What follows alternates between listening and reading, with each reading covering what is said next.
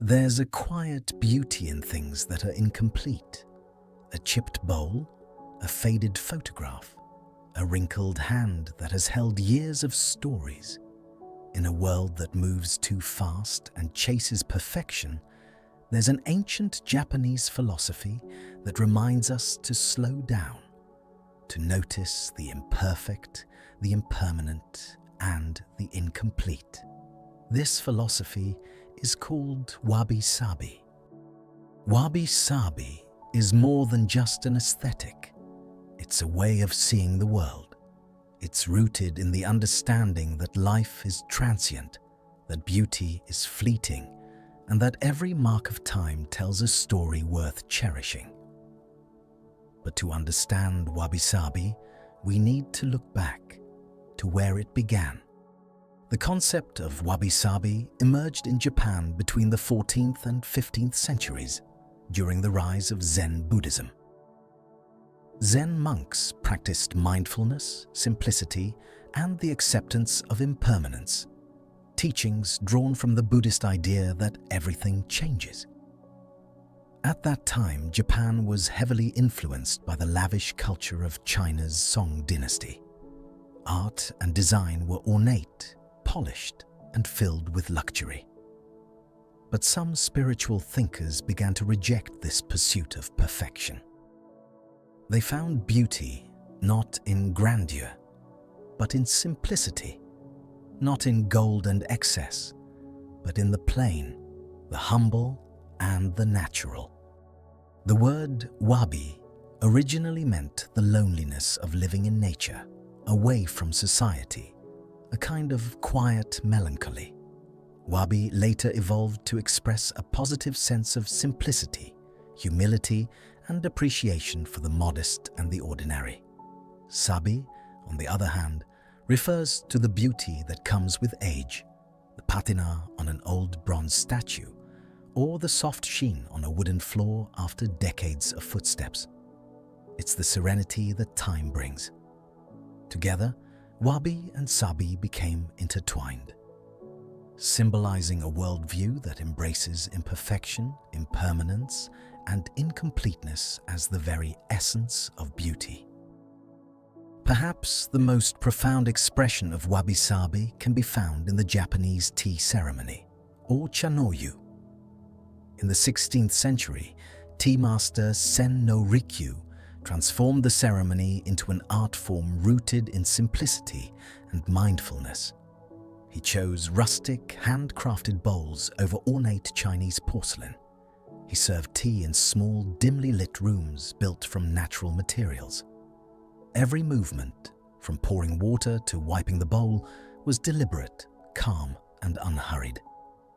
It was about being present.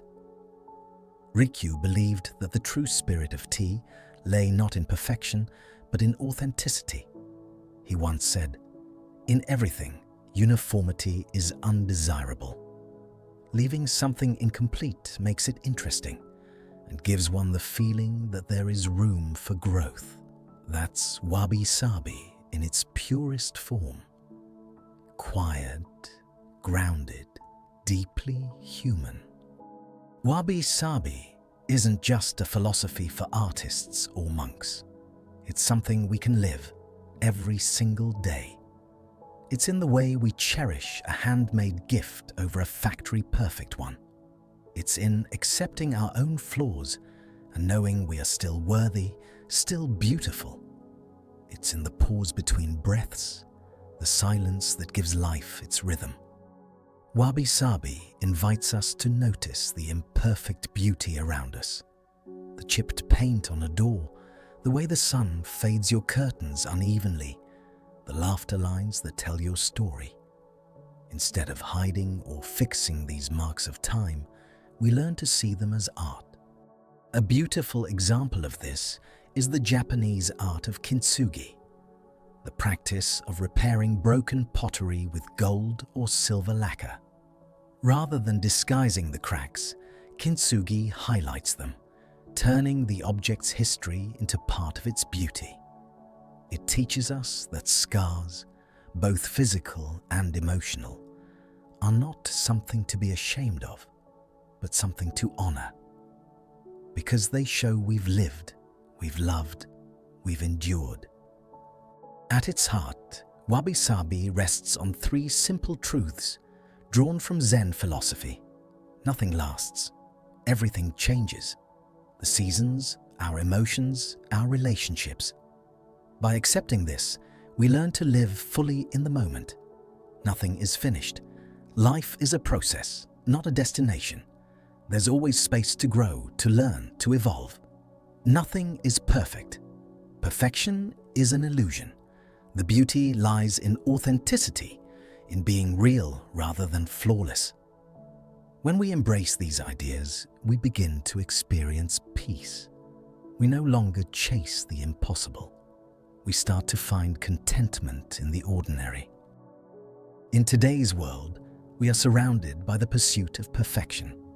Flawless faces on social media, immaculate homes in glossy magazines, endless pressure to be more, do more, achieve more. Wabi-Sabi whispers the opposite. It tells us to slow down, to be gentle with ourselves, to create space for stillness and imperfection. It reminds us that beauty isn't found in what's flawless, but in what's real. When you live with Wabi-Sabi in mind, you begin to find gratitude in the simplest things. A warm cup of tea, the sound of rain, a conversation that lingers. You start decluttering your space and your mind.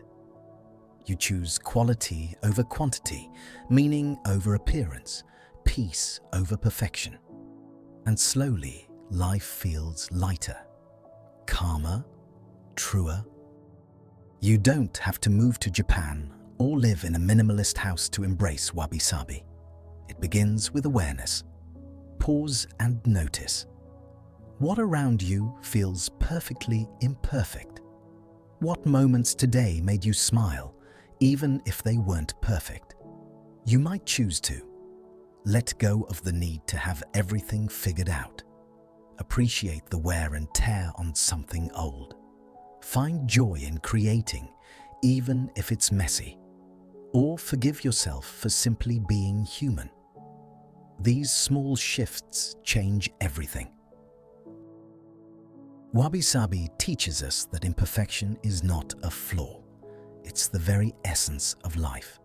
Everything fades. Everything changes. Everything is beautiful because of it. So next time you notice something broken, aged, or incomplete, don't rush to fix it. Pause, breathe, and see the beauty that's already there. Because life, in all its imperfect glory, is perfectly Wabi-Sabi.